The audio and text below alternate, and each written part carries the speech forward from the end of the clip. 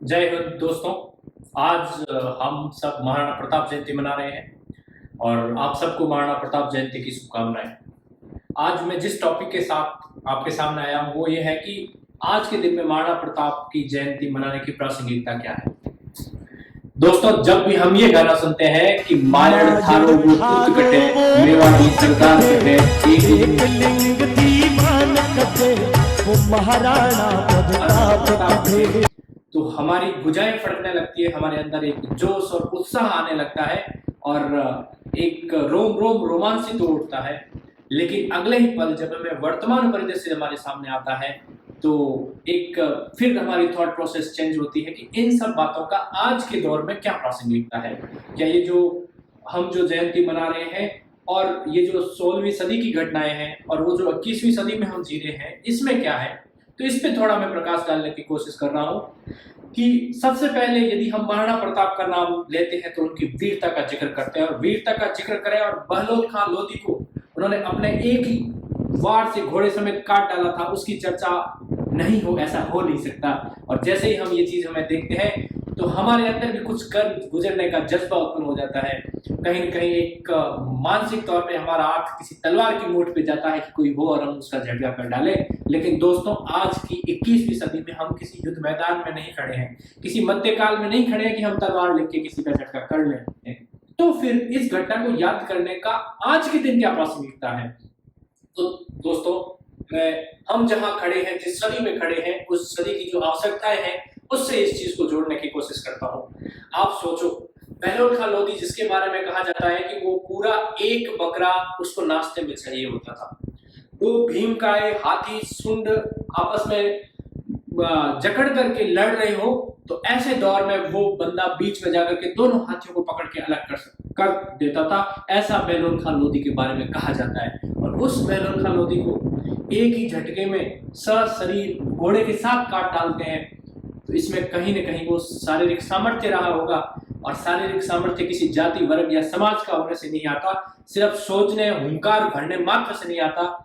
अथक मेहनत रही होगी कई वर्षों की अपने आप के शरीर को इतना फिट करने की कि आपके बाजुओं के अंदर वो ताकत आए कि वो आप कारनामा कर जाएं। यह संदेश है 16वीं सदी के उस कहानी का, घटनाक्रम का हमारे लिए। आज हम फिट इंडिया का मूवमेंट चला रहे हैं। आज जो स्वस्थ शरीर है उसमें ही स्वस्थ मस्तिष्क का निवास रहता है। आज हम बात कर रहे हैं कि करें योग, रहें निरोग, व्यायाम करें और रोगों से दूर रहें। तो कहीं ना कहीं ये संदेश नहीं हमारे सामने कि कब उस उच्च लेवल का जो कॉन्फिडेंस था, उच्च लेवल की जो शारीरिक सामर्थ्य थी, वो उन्होंने प्राप्त की थी। तो क्या हम डेली आधा घंटा 1 घंटा देकर के उसका कुछ किंचित मात्र ही ना प्राप्त कर ले? क्या यह प्रासंगिकता है या नहीं? जरा आप विचार करें।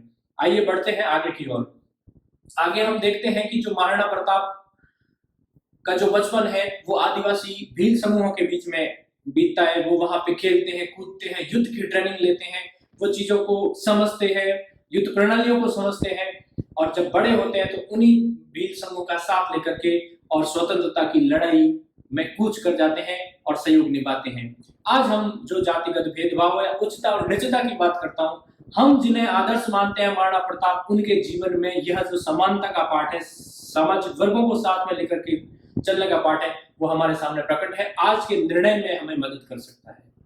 आगे की ओर बढ़ते हैं। एक और कहानी, हम महाराणा प्रताप को देखें, यूं तो उनको हिंदुआ सूरज कहा जाता है, लेकिन जब हम हल्दी घाटी के सम्रांगण के अंदर सजी हुई सेनाओं को देखते हैं तो उसमें से एक टुकड़ी का नेतृत्व हकीम खां सूर करते हुए नजर आते हैं। हम महाराणा प्रताप की राजधानी चावंड की ओर निकलते हैं तो वहां जो चित्रकारी चल रही है उसको करने कूची थामे हुए हमें नसीरुद्दीन नजर आते हैं।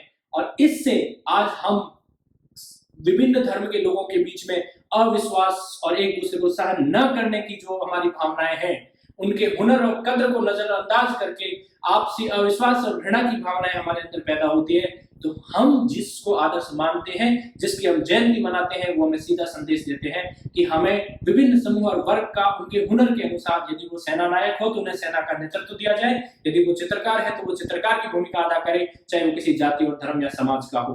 क्या यह संदेश हमें मिलता है या नहीं मिलता है? आप जरूर विचार करें। एक और ज्वलंत समस्या है जिसकी ओर मैं आपका ध्यान आकर्षित करना चाहूंगा।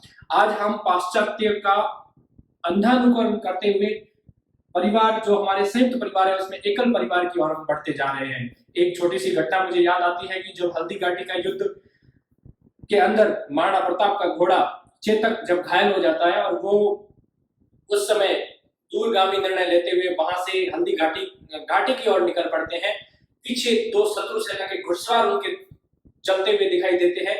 उनको देख करके उनका एक भाई शक्ति सिंह जो शत्रु सेना के साथ महाराणा प्रताप पे आक्रमण करने आया था, ऐसा जब महाराणा प्रताप को एक ऐसी तंग संकीर्ण घाटी में दो शत्रु सैनिकों से घिरा हुआ पाता है जहां लौटने का मार्ग नहीं है, जहां से वो वापस घूम के वार नहीं कर सकते हैं, उस समय उसके अंदर भातृत्व प्रेम जगता है और वो उन दोनों ही सैनिकों को काट डालते हैं। और आगे जाकर के महाराणा प्रताप का घोड़ा जब वहां से कूदता है नाले से और चेतक नीचे की ओर गिर जाता है और महाप्रयाण करता है, तो वो वहां पे पहुंचते हैं और अपना घोड़ा देते हैं। और महाराणा प्रताप भी अपनी आपसी जो दोनों भाइयों के बीच में कहीं ना कहीं किसी प्रकार की कटुता रही होगी उसको भुला करके गले लगा देते हैं। तो जो विभिन्न परिवारों के बीच में भाई भाई के बीच में जो खाई है उसको क्या इस घटना के माध्यम से बांटने का कोई संदेश हमें मिलता है? क्या यह प्रासंगिकता हो सकती है? जरा विचार करें। एक और घटना की ओर आपको लिए चलता हूं। महाराणा प्रताप हल्दी घाटी का युद्ध जो है हो चुका होता है, तिब्बत का युद्ध का टाइम चल रहा है। महाराणा और जो अकबर है उनके एक बहुत बड़े सिपह सालार रहे अब्दुल रहीम खान खाना, उनके नेतृत्व में एक सेना की टुकड़ी उनके महाराणा प्रताप के खिलाफ अभियान के लिए भेजी हुई है। महाराणा प्रताप के पुत्र अमर सिंह शेरपुर के अंदर डेरा डाले रहीम खाना खान की टुकड़ी पर आक्रमण करते हैं और इस आक्रमण के दौरान उनकी बैगमें होती है, उनको वो बंदी बना के और लेके आते हैं। तो महाराणा प्रताप यह देखते हुए भी उनको जोरदार ढंग से उनको अमर सिंह को डांटते हैं और उनकी रहीम खाना की जो बेगमें होती है, जो उनके और भी जो महिलाएं होती हैं, उनसे माफी मांगते हैं और महाराणा अमर सिंह को यह आदेश देते हैं कि इनको ससम्मान इनके खेमे के अंदर पहुंचा करके आइए। दोस्तों कल्पना करके देखिए, वो 16वीं सदी का काल, वो मध्यकाल का बर्बर काल जिसमें स्त्रियों को लूटना, युद्ध की ट्रॉफी के रूप में बांटना, उनके खिलाफ अत्याचार करना एक सामान्य घटना मानी जाती थी। क्या आज की 21वीं सदी में महिलाओं के खिलाफ होने वाले अत्याचारों में महिलाओं को सुरक्षा देने के मामले में क्या हमें आज जिन महापुरुष की हम जयंती मनाने जा रहे हैं, आज जयंती मना रहे हैं, उनकी तरफ से कोई संदेश हमें 21वीं सदी में मिल रहा है? थोड़ा विचार करें, मुझे उम्मीद है कि इसमें आपको रास्ता मिलेगा। मैं ले चलता हूं आपको एक और घटना की ओर।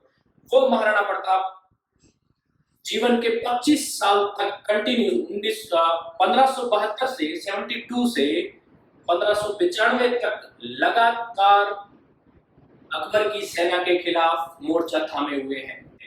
हम जिंदगी में चाहे खेल का मैदान हो, चाहे पढ़ाई का मैदान हो या बिजनेस का क्षेत्र हो, थोड़ी सी मेहनत करते हैं, थोड़ी सी बाधाएं आती है और हार मानने लग जाते हैं।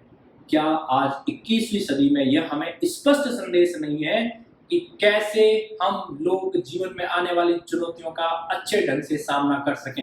आइए आपको ले चलता हूं मैं हल्दी घाटी के मैदान में। वह हल्दी घाटी का मैदान जहां पे भारत के सम्राट का सामना स्वतंत्रता के सम्राट से होता है और एक आक्रांता जो सेना के दम पे आया है और एक रक्षक जो सीने के दम पे उससे लड़ रहा है। लेकिन इसके बीच में भी आप एक ऐसा घटनाक्रम पाते हो कि जब महाराणा प्रताप का घोड़ा का पैर कट जाता है, वह घोड़ा घायल होता है और महाराणा प्रताप को उनके साथी वहां से निकालने का प्लान करते हैं और निकालने के बाद में जब वो वहां से सुरक्षित निकल जाते हैं तो उस दौरान जो झालामान होता है वो उसका छत्र और चंवर होता है वो धारण कर लेता है और शत्रु सेना उन्हें महाराणा समझ के रूप में हमला बोल देती है। तो हमारे जीवन में कई बार विभिन्न संघर्षों को करते हुए, विभिन्न कार्य क्षेत्रों में आगे बढ़ते हुए ऐसे मौके भी आते हैं जब हमारे पास एस्केप प्लान होना चाहिए हमारे समय और धन को बचाने के लिए कि यदि हम किसी चाहे गए हमारा जो प्लान है, हमारा उद्देश्य है, उसमें यदि हम तात्कालिक रूप से असफल रहे हैं तो जिद पे अड़े रहने के बजाय उस समय हम 2 कदम पीछे आकर के और 4 कदम आगे आने वाले समय में छलांग लगाने की कोशिश करें। ये संदेश महाराणा प्रताप के जीवन से जुड़ी हुई ये घटना हमें देना चाह रही है। इसके अलावा एक और घटना है जिसके बारे में हम देख सकते हैं कि आपको कुछ नहीं करना है, आप अपने घोड़ों पे सिर्फ शाही दाग लगा दीजिए, अपना राह संभालिए, हमें कोई उनसे दिक्कत नहीं है, लेकिन फिर भी वो उसमें अंत समय तक अपने जो मूल्य होते हैं उनकी तरफ डटे रहते हैं। तो क्या ऐसे कोई मूल्य 21वीं सदी में जीवन के जो भी मूल्य जिन्हें हम मानते हो, जो जिस भी विचारधारा से हम जुड़े हुए हो, क्या हम उन मूल्यों पे टिक पाते हैं? ये एक सोचने वाली बात है। साथ में महाराणा प्रताप निरंतर स्वतंत्रता का प्रण लिए अंतिम सांस तक टिके रहते हैं।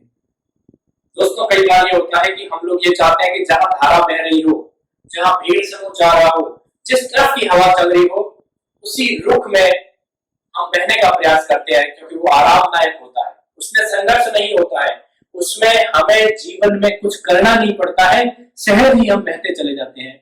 महाराणा प्रताप ऐसे लोगों के आदर्श नहीं हो सकते। महाराणा प्रताप को यदि हम तनिक मात्र भी आदर्श मानते हैं, तो जिस मूल्यों को हम मानते हैं उसके लिए भले अकेला खड़ा रहना पड़े, तो हमें मजबूती में खड़ा होना आना चाहिए। ये संदेश इस महाराणा प्रताप के द्वारा हमें दिया जा रहा है। एक और संदेश जो आज के दिन हम रिकॉल कर सकते हैं, वो ये है कि महाराणा प्रताप को ये पता है कि मेरी सेना कम है शत्रु सेना की तुलना में। जीवन में हम चाहे बिजनेस करें, हम अध्ययन करें, हम किसी भी क्षेत्र के अंदर हो, हमें ये पता होना चाहिए कि हमारे संसाधन है कितने। उसके बाद वो छापामार दलों का गठन करते हैं। शत्रु सेना जब तक संकीर्ण घाटियों के अंदर घुसती है, तो छापामार दल उन पे टूट पड़ता है, उनका सफाया कर देता है। यदि हम अध्ययन की बात करें तो यह स्मार्ट वर्क या स्मार्ट स्टडी के तौर पे आता है। जब बिजनेस की बात करें तो मिनिमम रिसोर्सेज से मैक्सिमम आउटपुट की बात यहाँ पे की जा रही है। तो डिसीजन मेकिंग, प्लानिंग, रिसोर्सेज का सही उपयोग, ये सारी चीजें आज के दौर में 16वीं सदी की उन घटनाओं से भी ज्यों की त्यों प्रासंगिक है। तो दोस्तों, ये मैंने कोशिश की, क्योंकि आज महाराणा प्रताप जयंती हम मना रहे हैं, तो मुझे ऐसा लगा कि आज के दौर में इसकी प्रासंगिकता क्या है।